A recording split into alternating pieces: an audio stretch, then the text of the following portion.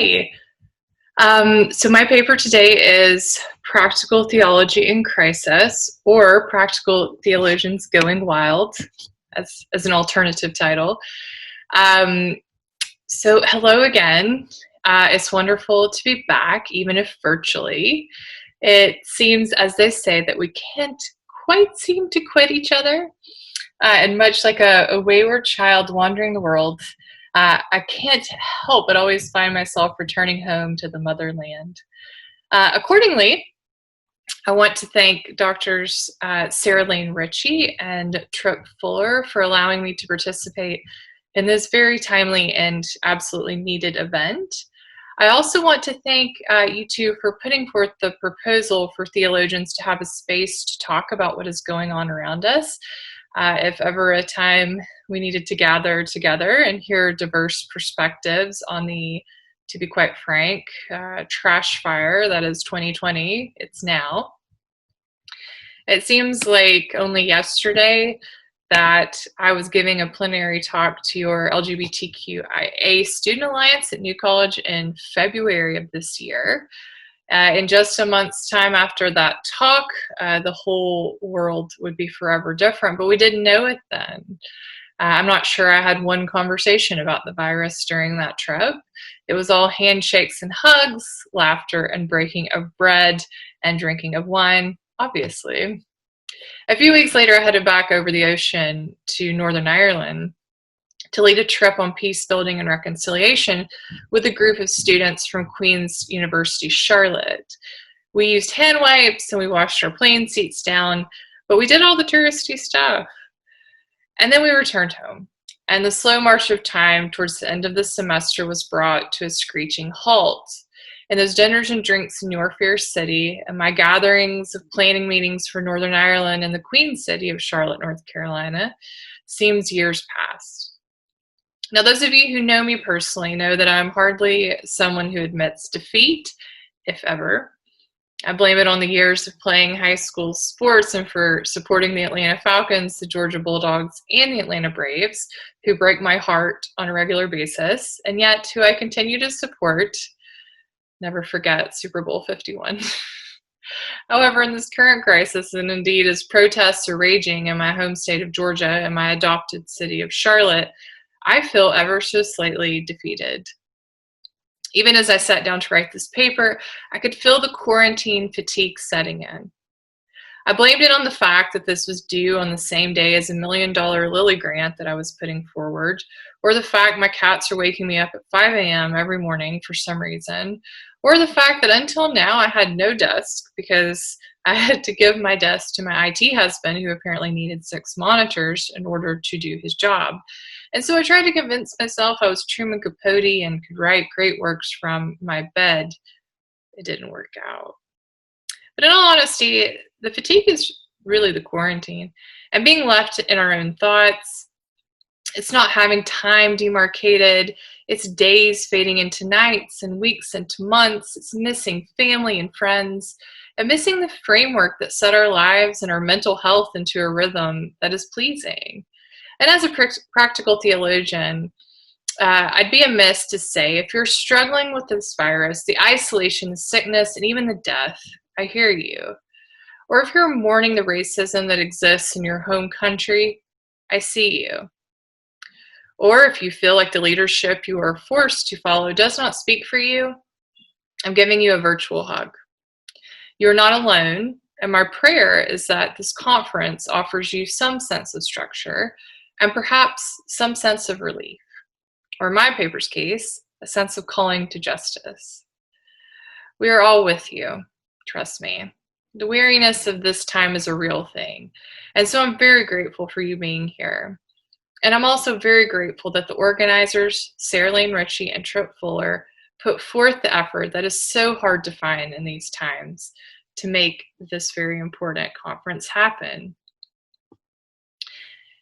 If any of you have heard me speak before, you know that I am unashamedly an evangelist in my love for being a practical theologian. It's probably my lone evangelical quality, honestly. So it was an honor and a delight to be given the practical theological section of this particular conference. And as I'm of the strong belief that all theology is practical, it made sense in the context. So please allow me to offer you my academic tender profile speech. Hi, friend or stranger. My name is the Reverend Dr. Leah E. Robinson. I was born and raised in a town called Ringgold, Georgia. I was raised in the church, the Southern Baptist Church to be specific, bless my own heart.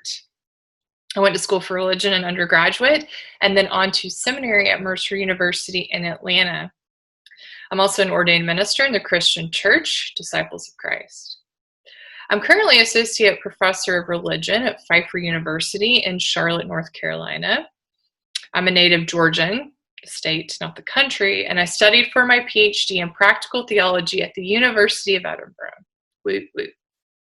My subject of my PhD was the theology of reconciliation as told through the lens of people from Northern Ireland. I previously worked at the University of Glasgow as a university teacher in practical theology and peacebuilding, and at the University of Edinburgh as a lecturer in practical and pastoral theology. I've served as a minister, a youth minister, a chaplain, and a university professor in both the UK and the USA now for 10 years. I published in journals that range from practical theology to the Victorian Review and offered chapters on subjects that range from sectarianism and Scottish sports to feminist trauma theologies. My first book, Embodied Peacebuilding, Reconciliation as Practical Theology, is out now. But my newest book, which I'm very excited about, which we'll be talking a lot about today, is entitled Bad Theology and Practice, Oppression in the Name of God.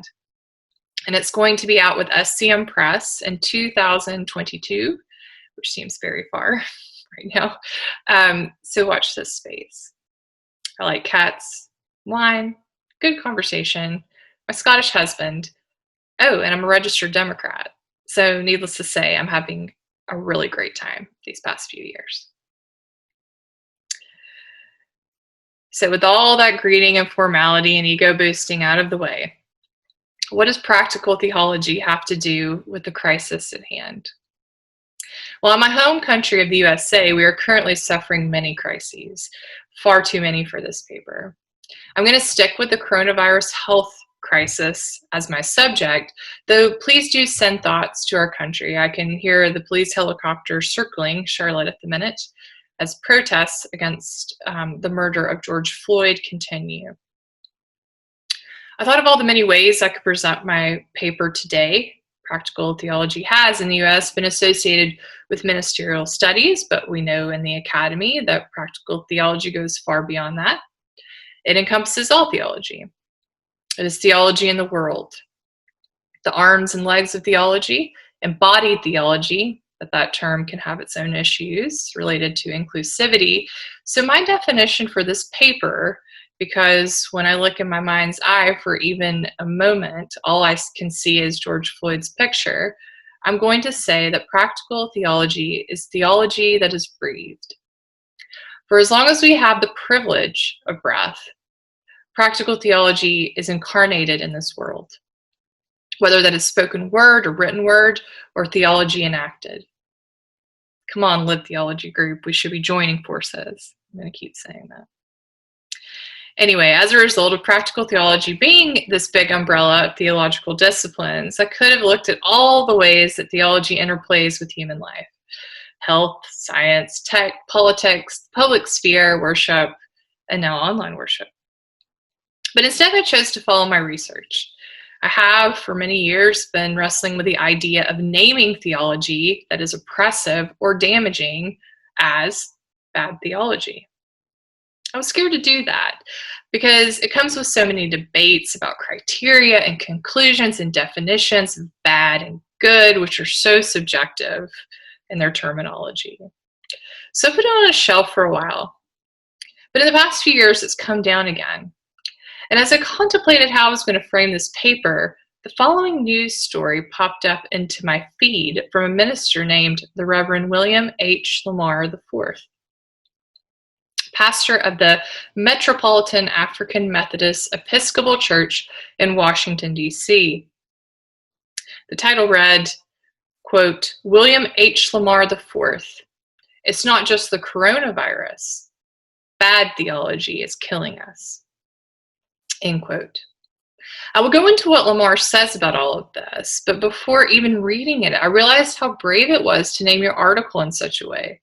Lamar was naming something that he saw as an injustice. He was using his breath to speak out against a named enemy to his community. He was brave. And while one person's bad theology is another person's good theology, depending on your community and perspective, I believe there's still merit in naming and discussing these perspectives in order to see where hurt is taking place in the name of God. And so now in 2020, I'm going to start a conversation about bad theology in a time of coronavirus. I say start because this paper is not a 5-point thesis and conclusion. This paper is the start of conversation that should result in debate and discussion. Some people will agree and others will not. And that is absolutely the way that theology should be. This paper will be framed in sections. I will first discuss my inspiration for writing about bad practical theology. Then I'll talk about the criteria that I've used to determine what is good and bad. Then I will use examples from this crisis as evidence of bad theology based on the criteria. And finally, I will call out the names of those who are doing bad theology in this vulnerable time. And why do I do this? Why write this paper and why write this book? Although I'm not one to drop Bible verses into academic papers, the why in these questions relate to the following Christian verse. Matthew 10:16, and this is in the NRSV. See, I am sending you out like sheep in the midst of wolves. So be as wise as serpents and as innocent as doves. This imagery is profound if examined closely. We are being called to be two seemingly opposing images in this sentence. On the one hand, the innocence of the dove who is seen as a worthy sacrifice to God. On the other hand, the imagery of the snake, one associated with deceit, deception, and cunningness. So we are supposed to be operating both of these spheres at once. In the words of Hamilton, though, they are diametrically opposed foes. But why? Why must we be innocent in God's eyes, yet wise as serpents? Because we live in a broken, beat-up world, and Jesus knew that. So when this call is made, it is made because, quote, we're being sent out like sheep in the midst of wolves. And this is why I'm looking at bad theology. If you're a Christian, it is oftentimes easy to fall into the routine of hearing anyone who speaks for your corner of Christianity as being right or true or good. But this is perilous, no matter what side of the theological world you reside. We are called to be innocent, faithful, and loyal, but we are also called to discern, to name, and to discuss, because not all theology that is out there is beneficial. And while I'm not pretentious enough to say what is absolutely good and bad theology, I, like William Lamar IV, see the benefit of starting a conversation of naming bad theology and seeing where it goes. And so, let us begin with my first section of the paper, the inspiration for my research into bad theology. The time is 2009, and the place is Belfast, Northern Ireland. So in 2009, I'm sitting in a very dark, intimidating bar in Belfast, Northern Ireland. I'm a practical theology PhD student at the University of Edinburgh, and I've come to Northern Ireland to research the theology of reconciliation in the context of this beautiful and complicated country. While I've been doing my field research, I've managed to meet a wide variety of people, mostly peace builders working tirelessly to establish some sense of stability in their home. In this instance, however, I'm meeting with what has been described to me as a, quote, community officer. Not in any official sense, I was told, but someone who, quote, looked after a community in a non-official capacity.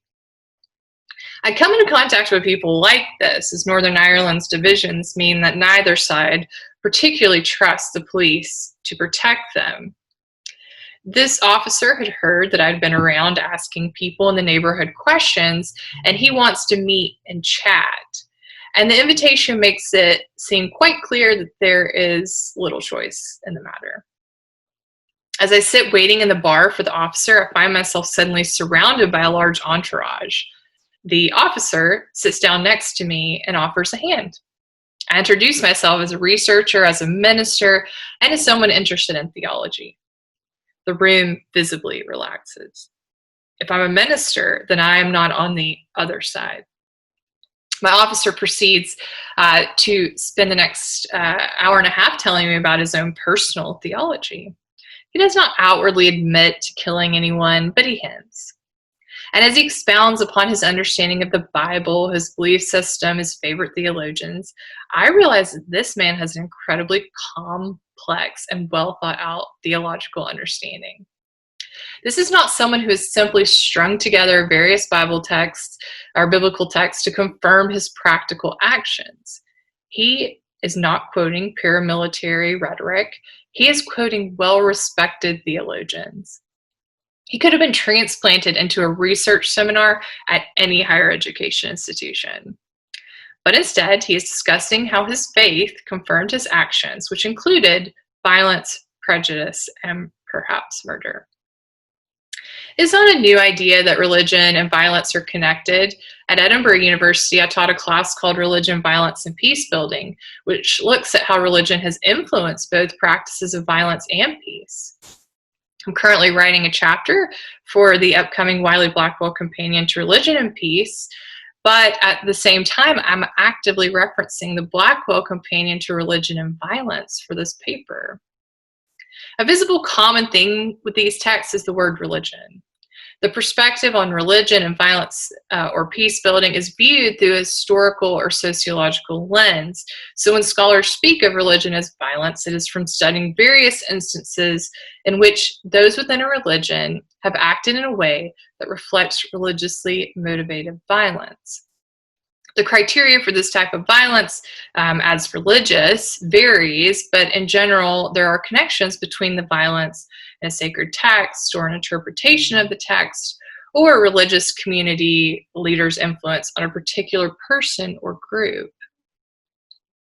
Peter Vardy has a text with SCM Press entitled Good and Bad Religion, which is generous in its contributions to criteria where religions have behaved good or bad throughout history and in different contexts. And he names criteria by which he judges that, which is also debatable. Now, in some ways, this is much easier than the current task at hand. One can actively see the connection between interpretations of certain texts and violent acts, or leadership in certain religious contexts leading followers to commit terrible actions. These events in history can be marked and examined. They are, quite rightly, presented as exception to the religious rule. These actions are not the representative of a religious group in their violent acts, but are indeed members of a religion who have somehow believed this to be the right way to enact their religious beliefs. My interest in this subject is just this. As opposed to exploring the connection between religion and violence in a way that is sociological or ethnographical, I'm using my new book and this paper to look at these events theologically. This makes the task far more difficult. The assumption is that theology is, quote, God knowledge or, quote, God talk. The presumption in this is that humans are somehow capable of attaining the knowledge of God. I believe this to be painfully egotistical. Whilst theologians are actively looking for that God-inspired information on earth, the idea that we are somehow receiving a direct line of communication that is 100% accurate about the state of the world from the Almighty does not feel realistic. Because if we are, then there are some serious contradictions in this dialogue, seen clearly in historical theology. This makes the assumption that theology is a human activity, which this presenter deeply agrees with. Being a human activity means that theology is filtered through the wants, desires, and beliefs, among other things, of those who are interpreting. As a result, there can oftentimes be theological conclusions that look a lot like human desires, as opposed to something related to divinity. These desires can reflect the motivations of those who are interpreting. Accordingly, my question in this project relates to these motivations and indeed their consequences. What if the motivations of human interpretation are so overpowering that the practice of theology is used as a means of oppression as opposed to a divine desire for human flourishing? In other words, how does one speak of practical theology as something that is a motivation for extreme violence and oppression?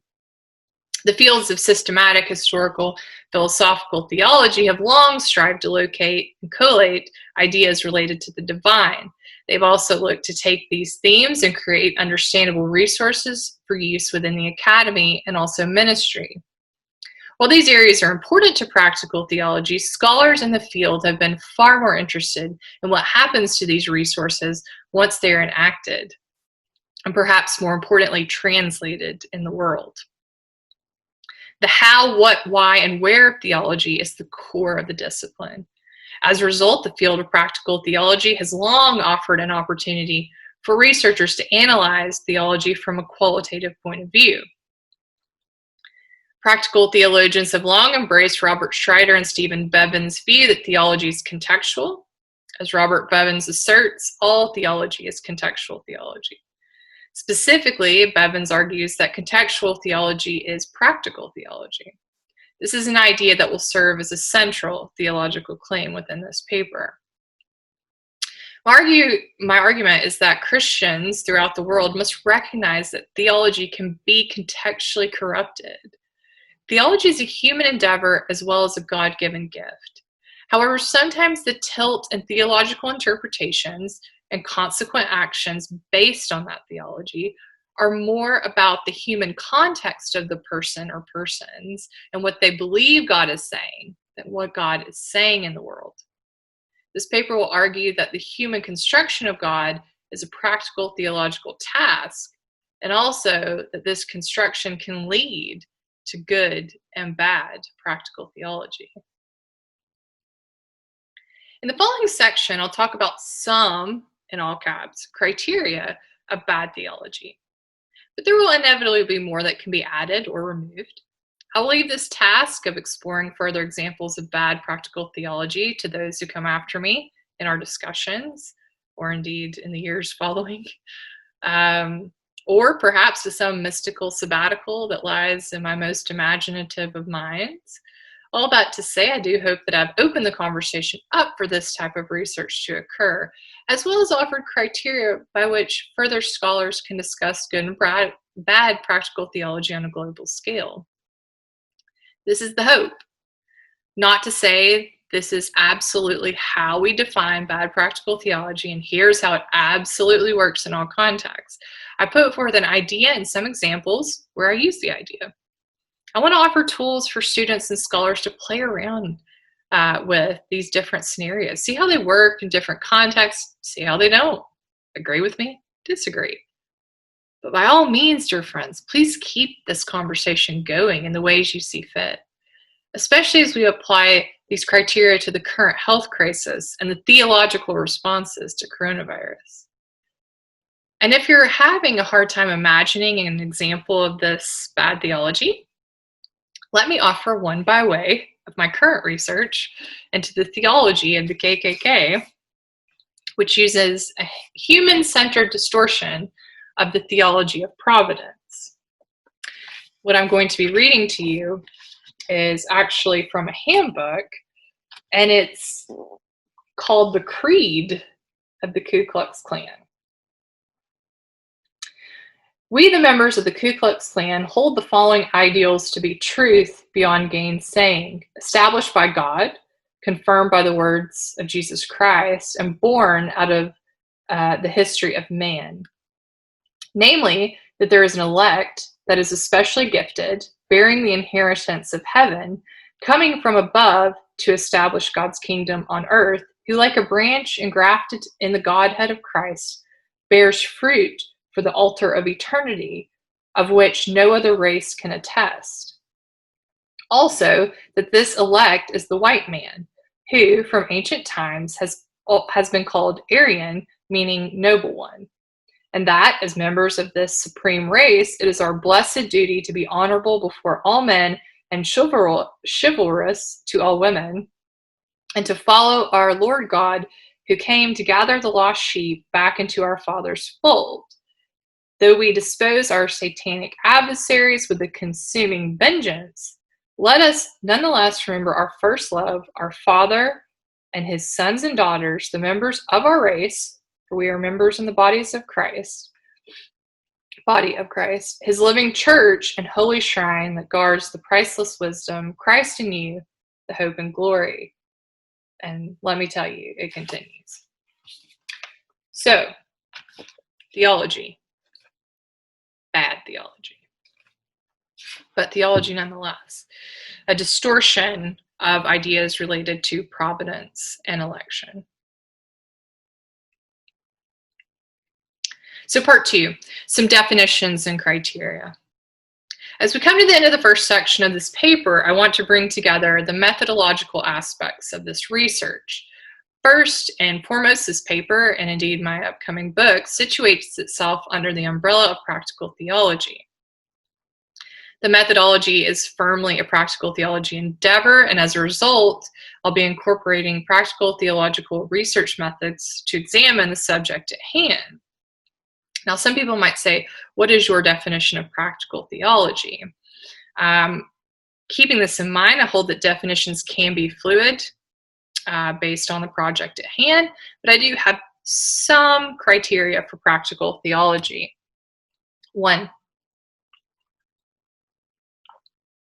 and yes, I used Roman numerals, systematic, friends. 1, theology is a human construct. 2, theology is fundamentally practical theology. 3, practical theology is thus a human construct. 4, one of the key tasks of practical theology is to be able to identify what is going on in constructed theology in the contemporary world. 5, another key task of practical theology is identifying what this constructed theology should be. 6, what constructed practical theology should be in the world can be identified through analyzing theological conclusions against criteria that identifies both good and bad religion and/or life-giving and life-denying spirituality. 7, this analysis can be done via qualitative research methods based on the criteria offered, or through analysis of historical case studies based on practical theological reflection. From the beginning of the naming of the subject of practical theology, there's been an assumption that theology is a human construction. The founding father of practical theology, Friedrich Schleiermacher, believed that theology could be studied as a human endeavor. And perhaps even more importantly, he believed that practical theology was based firmly in a particular time and place. Don Browning took this idea and developed it further by saying that all theology is fundamentally practical theology. This understanding was based on the belief that any theology that looked like theory alone had ultimately been abstracted from practice. Browning also gave credit to communities of religious believers as creators of theological wisdom. He saw these communities as being able to communicate practical reason in regards to their belief systems, despite not always coming to, quote, good conclusions. Browning believes that this is simply the way that theology is developed in the world. Humans always have bias in the way they process information, but if humans can identify and reflect on that bias in theology, it can be a helpful developmental exercise. Hence why we are here. Humans can discuss their bias and beliefs and take it back to the text, and the results can lead to practice, and then process begins again. Practical theology in this way is reflected in Pattison and Woodward's definition. Quote, practical theology is concerned with action, issues, and events that are of human significance in the contemporary world. End quote. They go on to say that practical theology is about what theology is in the world and what theology should be in the world. Why is there disconnect between what theology is and what theology should be? Catherine Tanner believes that theology is ultimately God working in the world, but that it still remains a human production. She writes, quote, "Theology is something human beings produce. Like all human activities, it is historically and socially conditioned. It cannot be understood in isolation from the rest of human sociocultural practices," end quote. As a result, culture can influence that which is produced on behalf of God. It can also create a system whereby theology that is created is self-justified by the community where it lives. While discussing the idea of how academic theology justifies its own practices as legitimate, Tanner further highlights how groups of cultures can self-justify their own beliefs and practices.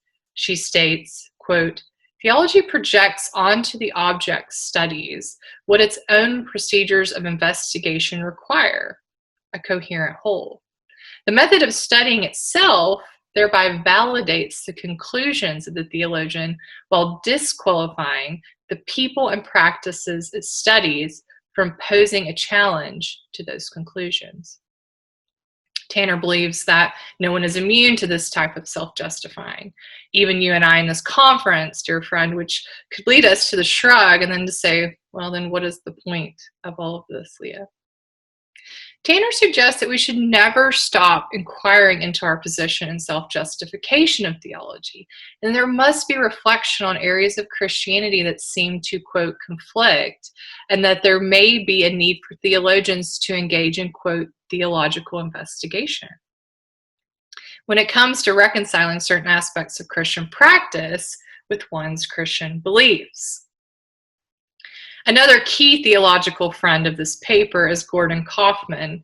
In his text, The Theological Imagination, Kaufman states, quote, "Theology is human work. Theology is done by humans for humans' purposes. Theological work must be assessed by a human standard, and its judges are themselves always ordinary humans," end quote. He goes on to define the difference between what is and what should be, which should sound familiar, in practical theology by his own understanding of God and what he calls, quote, reality God. Ideas about God are ultimately human constructs, according to Kaufman. He quickly establishes the idea of God and the idea of reality God as being two very different understandings. Quote, "God is not a reality immediately available in our experiences for observation, inspection, and description. And speech about or to God, there is never directly referential." Oh, sorry, I messed that up. We're going to go back. Quote, "God is not a reality immediately available in our experiences for observation, inspection, and description. And speech about or to God, there is never directly referential. As a result, there is no way to truly understand the reality God. Instead, we are constructing and reconstructing an understanding of God in our own context. Not only in our own context, but arguably in our own image," Kaufman states. His view is that all notions of God are created within a particular cultural and linguistic context that is based on previous generations' developments of God. How then do humans know what is from reality God and what is not? Well, according to Kaufman, this is an impossible task. But there are ways to analyze how much of theology is coming from a negative human construction as opposed to a positive one. As a result of this focus on negative constructions of God, certain scholars have begun researching the means by which people might refer to a religion as positive or negative in a given time or context. Stephen Bevins offers the following, quote, "Good theology needs to be a theology that takes risks. Good theology always needs to be humble, aware that no theology can say it all, and that contexts are ever-changing," end quote. Peter Vardy and Duncan Forrester have both created criteria by which one might analyze that which is good or bad religion and life-affirming and life-denying spirituality, respectively. When analyzed together, their criteria are strikingly similar, and I've assembled this criteria in a combined list below. And this is the criteria by which we will be looking at good and bad theology. So, good or life-giving theology. 1. Your theology must relate to human flourishing. This inevitably will be defined in different ways, but humans should feel as though their theology guides, sustains, and promotes them in their given context. 2. There must be space in your theology to self-reflect, both at a personal and community level. 3. Your theology should be open to hearing about the thoughts and beliefs of others, even if they are different from one's own tradition. 4. Alongside the openness to others, there should be freedom when it comes to an individual's choosing their own theology and/or tradition. 5. There should be an openness to pursue justice in your theology. While this will look different based on your context, there should exist in your theology a desire to liberate those who are oppressed. 6. Alongside this pursuit of justice, there should also be a desire for equality, both within one's own tradition and outside in the secular world. We move then to criteria for bad or life-denying theology, and indeed these will be in some ways the counter to the good or life-giving theology. So 1, your theology is used to limit the flourishing of humans. 2, there's little or no self-reflection in your theology. Instead, there's judgment on those who do not share the same theology. 3, there's no desire within your own theology to interact with those who are outside your own tradition. In fact, there's an us versus them mentality when it comes to those who don't believe as you do. 4, your theology is isolated from the rest of the world or from others who believe different to you. Those who are a part of your tradition have little or no choice in beliefs or practices. 5, there's no desire for justice in the wider world in your theology unless that justice fits within already existing belief systems of your tradition. 6, there's no desire for equality in the wider world unless that equality fits within already existing belief systems of your tradition. Now, I'm keenly aware that there's a great deal of the words using this criteria that could be defined in many different ways. I've purposely not defined them further because I believe it allows for richer discussion about the different ways that ideas like justice and human flourishing, nebulous in the abstract, can look in a concrete and lived way. And this inevitably will look different in different scenarios. The key with this criteria is not to have the absolute right understanding of the words, but to show you the criteria being acted out in your own context and then define what those words mean accordingly. And then discussion, debate, reevaluation, which is, of course, key to practical theology. And has been previously discussed, practical theology can be researched in the contemporary world through a variety of methods. And these methods are increasingly how one defines the type of practical theology they're doing.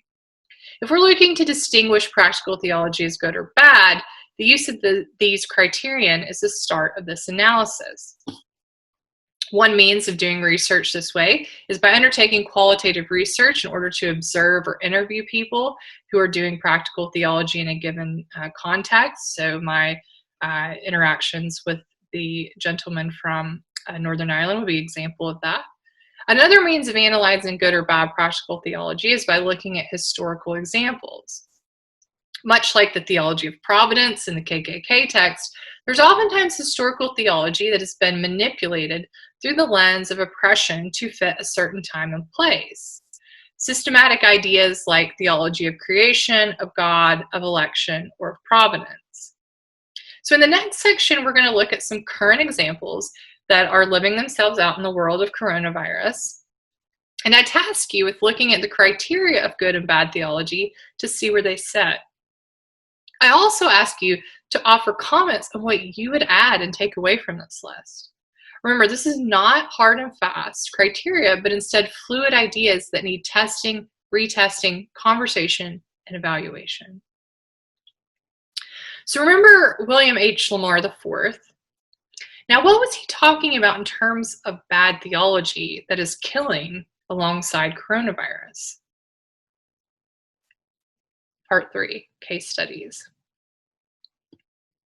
In his article on coronavirus and bad theology, Reverend Lamar begins his article with the following, quote, COVID-19 and its impact on Black and Brown communities is the American empire in viral form.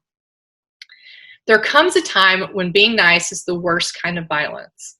This is especially true for many Christians who erroneously conflate being nice with following Jesus. No more euphemisms. No more pretending. No more craving the annual Martin Luther King Jr. Day kumbaya. End quote. Lamar's bad theology here is referring directly and passionately to what he calls white evangelical theology. This category obviously needs much nuance, but as the article continues, it is clear he is talking about those who are in powerful positions in government who are using theology in this crisis as a means of power, and how that power is leading to the oppression and ultimately the death of members of his community. Those targeted in his article are Black, Brown, Native American, and poor white communities.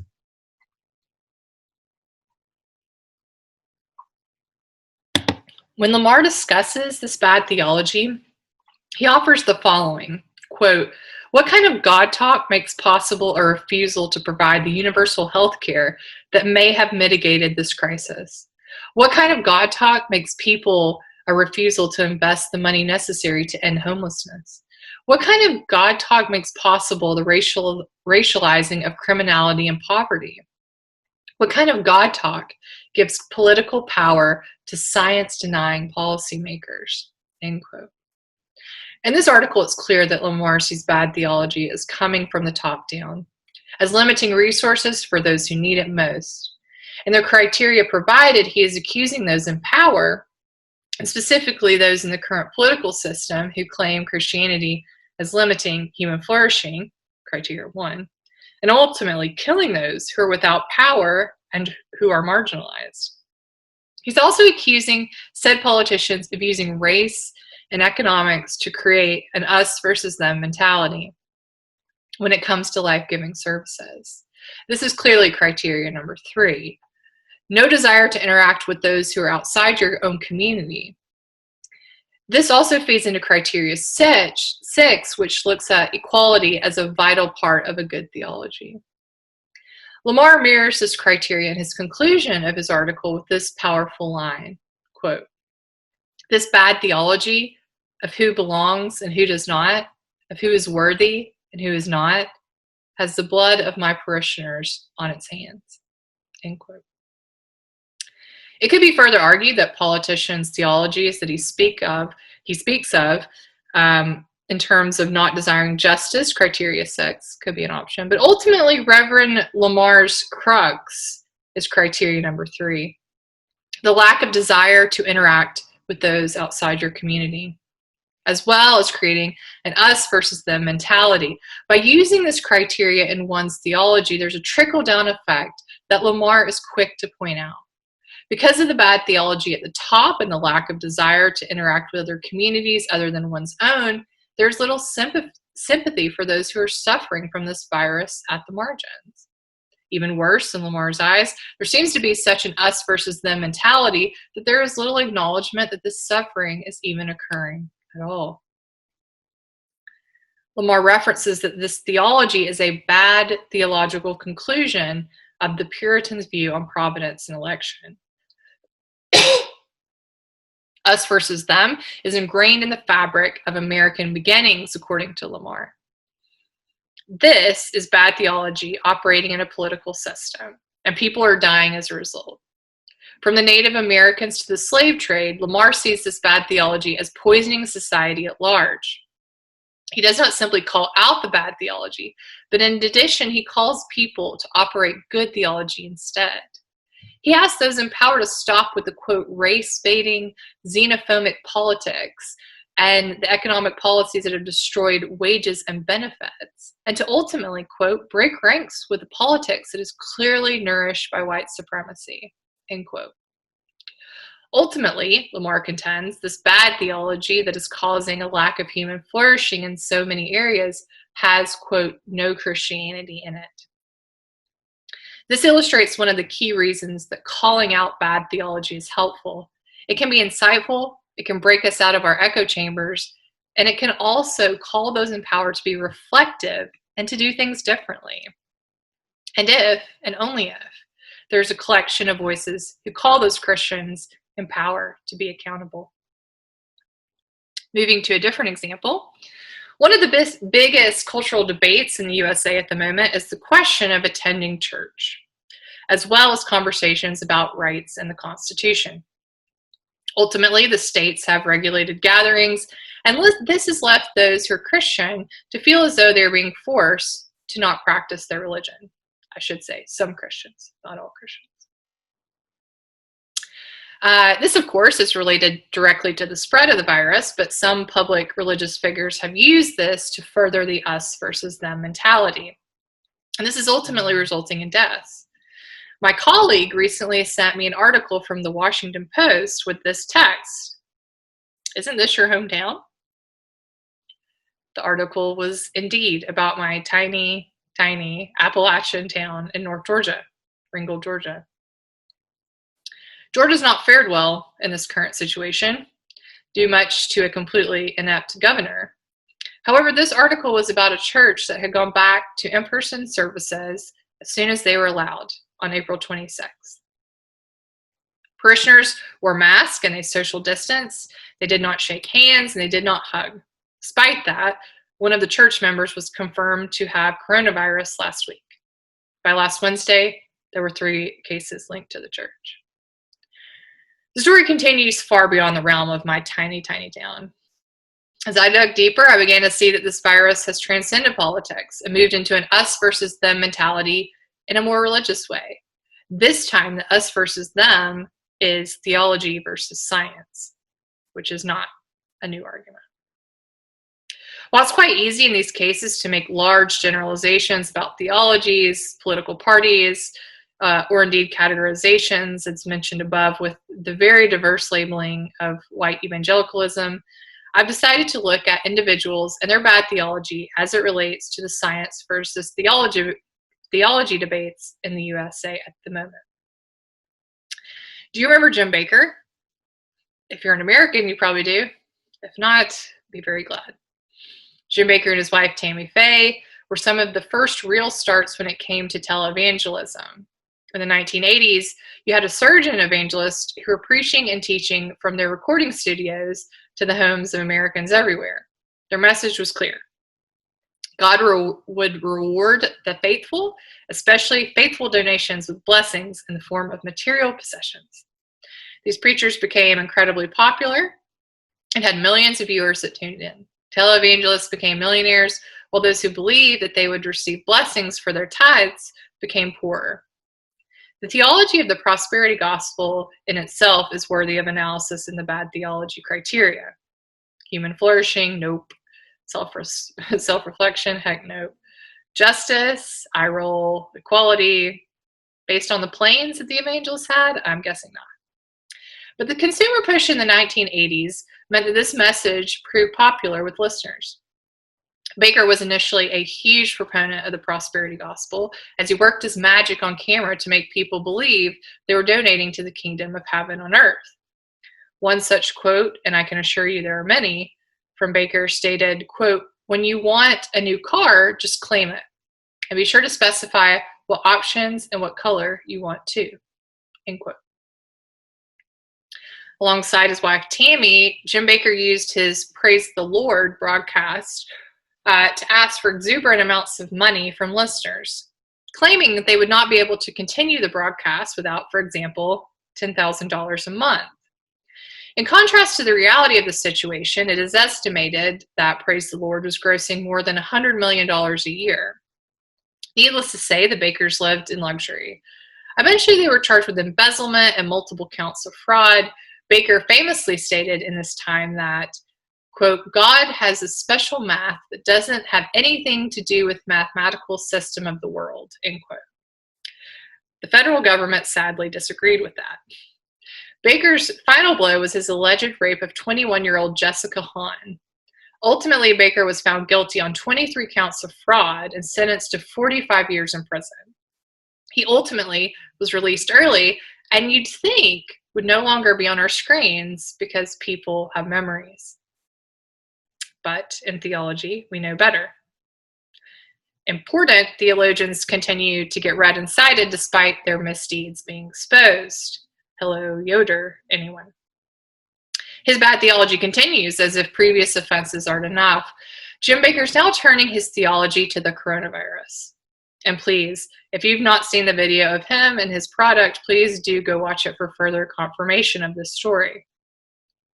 According to Baker, God spoke to him in prison and said the coronavirus might be the last of the 4 horsemen of the apocalypse. However, have no fear.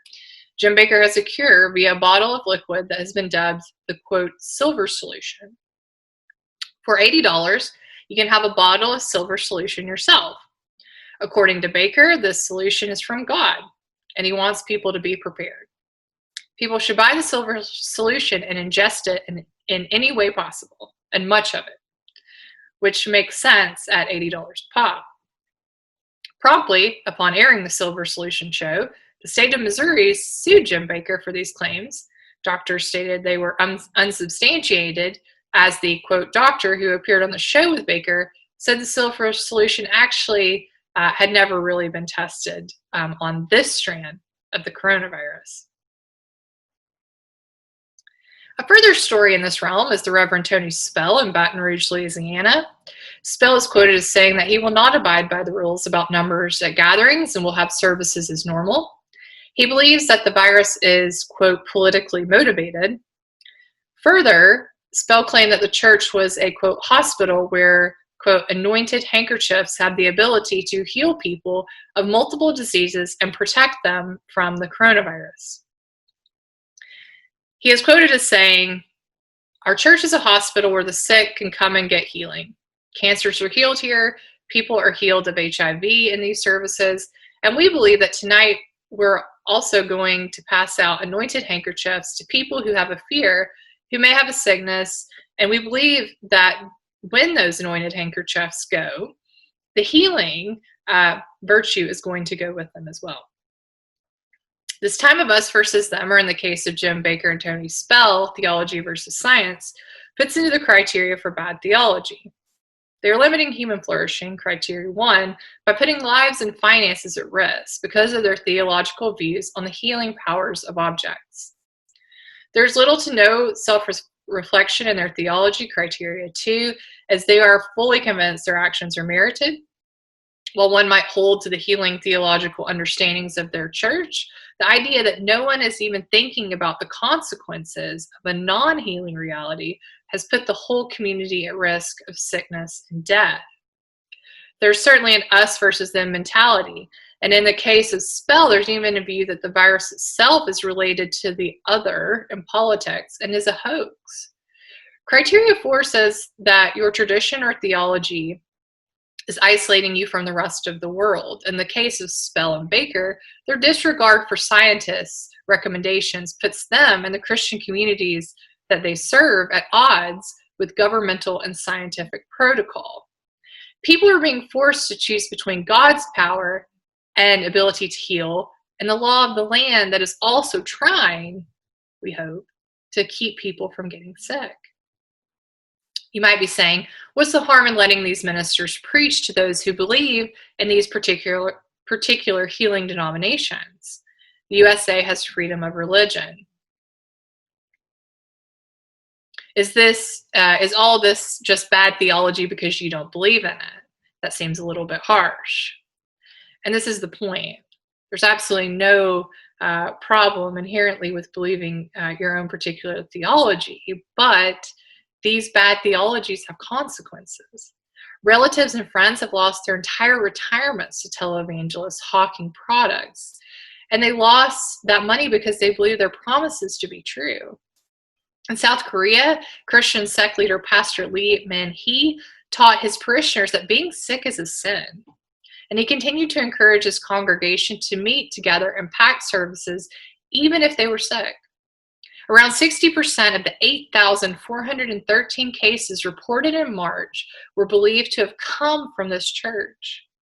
In another church in South Korea, 46 members were infected.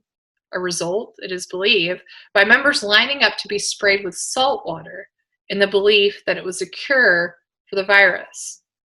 Unfortunately, the bottle that was spraying the salt water had not been washed.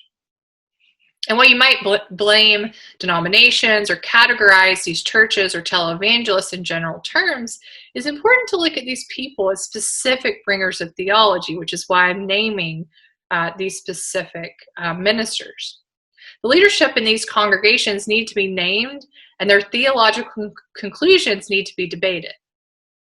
It is easy to make sweeping comments with little nuance, especially in relation to bad theology. One of the key aspects of these exercises in looking at criteria and analyzing it is to realize that there is as many theologies as members of a congregation, and each person must be held accountable for their own actions, theological beliefs they teach others.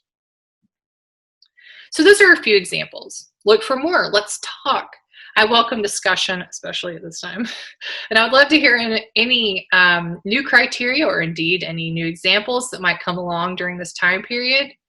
Such a time as this means that, much like the call from Reverend Lamar, being passive in our exhortations in coronavirus seems foolhardy.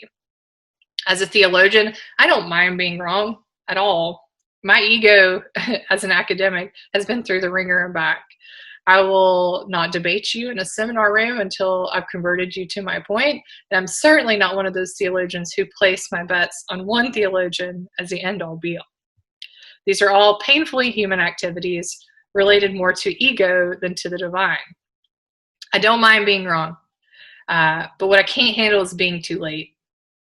Being too late because I was too caught up in my own corner of the world to see the devastation around me. So my call, let's not be too late on this one. Part 4, conclusion. I know the difficulty in claiming that what I've offered as examples of oppressive practical theology, or indeed just bad practical theology, is accurate. It requires I situate myself on a side of what is good and bad, which is an uncomfortable situation for any practical theologian who does qualitative research. I know that through my examples, my own personal context will emerge, and I'm at peace with that. As Bevan's articulated, all theology is contextual, and so I would not expect my analysis of theology to be anything but from my own point of view. That being said, I do not want to speak to some theological echo chamber, and I do hope the examples that are used in this paper will be agreed upon by some, and will hopefully maintain a compelling argument throughout.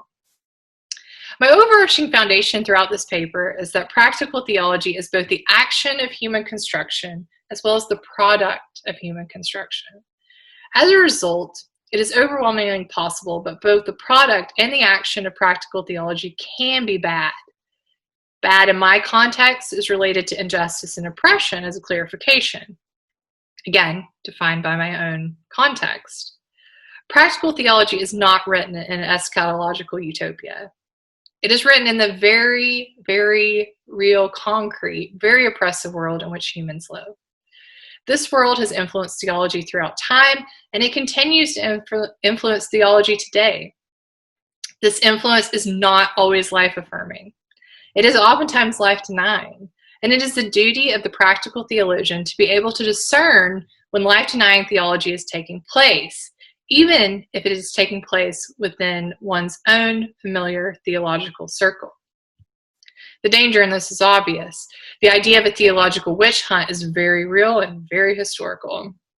The task of practical theologians is not to deem what is heretical and what is orthodox. We leave that to the denominations and the systematic theologians. It is our responsibility to offer the tools to be able to see when theology has been produced or acted in such a way that has led to oppression. Oftentimes, this acknowledgement takes place many years after the oppression. But to have the knowledge that such events occur, and all in the name of theology, serves the practical theologian in their continued endeavors to create a more just world.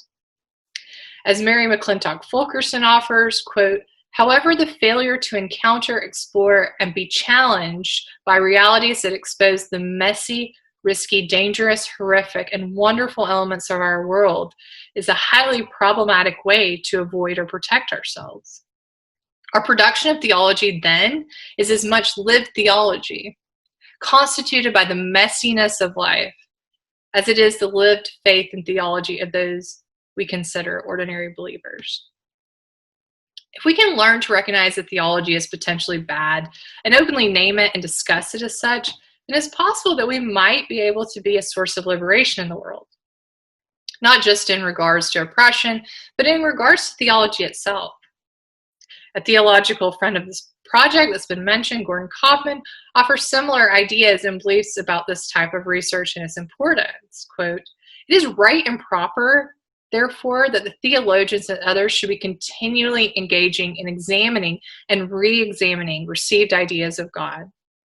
That we criticize those ideas as sharply as we can in terms of the actual functions they perform in human life, and that we reconstruct those ideas so they will serve more adequately as vehicles of our fuller humanization.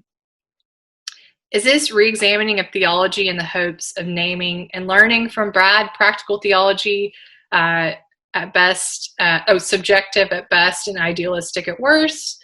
Perhaps. But I'm a practical theologian, and acknowledging subjectiveness through reflection and claiming idealism is the plane in which we most thrive. We want to believe we can make the world a better place through the message of Jesus. And we also know that humans can really screw with that message because of our own hopeless and bumbling desires and wants. Despite that, we keep on believing that we can articulate a little corner of the divine pattern in our own real and very human way. And we do this through being as innocent as doves and as wise as serpents. And practical theologians also do that by calling bigoted millionaire televangelists who sell holy hand sanitizer out on their absolute and complete bullshit. You got bad theology, Jim Bakker. Sorry, not sorry.